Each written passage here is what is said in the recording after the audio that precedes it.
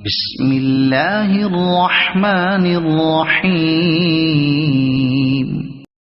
ایک دن محمد بن قیس نے کہا، کیا میں تمہیں اپنی اور اپنی والدہ سے ایک حدیث بیان نہ کر دوں؟ ہم نے سمجھا کہ اس کی مراد اس کی حقیقی والدہ ہے۔ پھر انہوں نے کہا، سیدہ عائشہ رضی اللہ عنہا نے کہا، کیا میں تمہیں اپنا اور رسول اللہ صلی اللہ علیہ وسلم کا ایک واقعہ بیان کروں؟ میں نے عرض کیا، جی کیوں نہیں؟ پھر انہوں نے کہا، جب میری رات تھی جس میں نبی کریم صلی اللہ علیہ وسلم میرے پاس تھے، آپ عشاء کے بعد واپس تشریف لائے، چادر رکھی، جوتے اتار کر پائٹی کی طرف رکھ دیے اور چادر کا ایک حصہ بستر پر بچھا کر لیٹ گئے۔ آپ کچھ دیر لیٹے رہے۔ میرے خیال کے مطابق جب آپ نے سمجھا کہ میں سو گئی ہوں تو آپ نے آہستہ سے اپنی چادر اٹھائی، آرام سے جوتے پہنے اور دروازہ کھول کر باہر تشریف لے گئے اور آہستگی سے اسے بند کر دیا۔ ادھر میں نے بھی اپنا دوپٹہ سنبھالا، سر پر رکھا، چادر اوڑھی، شلوار پہنی اور آپ کے پیچھے چل پڑی۔ میں نے دیکھا کہ آپ بقی قبرستان میں جا پہنچے، وہاں کافی دیر کھڑے رہے اور 3 مرتبہ دعا کے لیے ہاتھ اٹھائے۔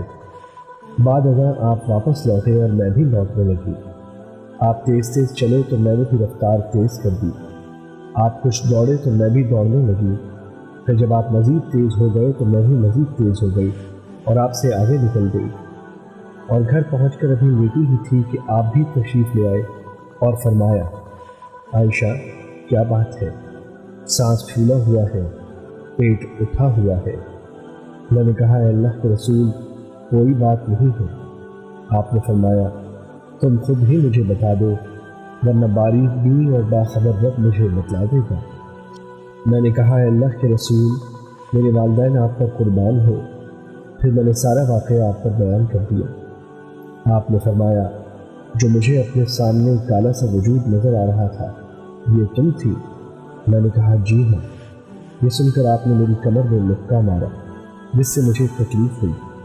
پھر آپ نے فرمایا، کیا تم نے یہ سمجھ لیا تھا کہ اللہ اور اس کا رسول تم پر زیادتی کریں گے؟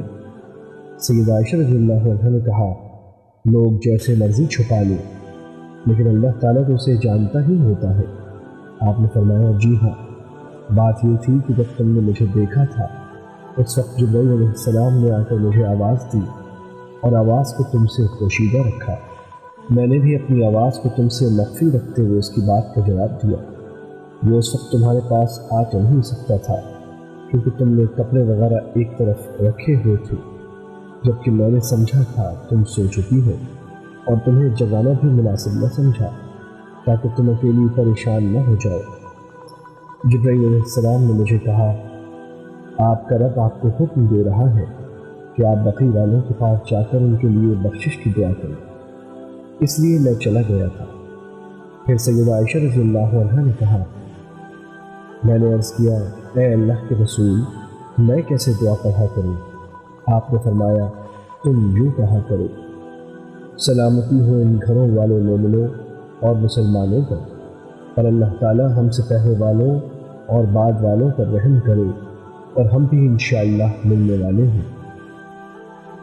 حدیث نمبر 3353، مسند احمد۔ ایک دن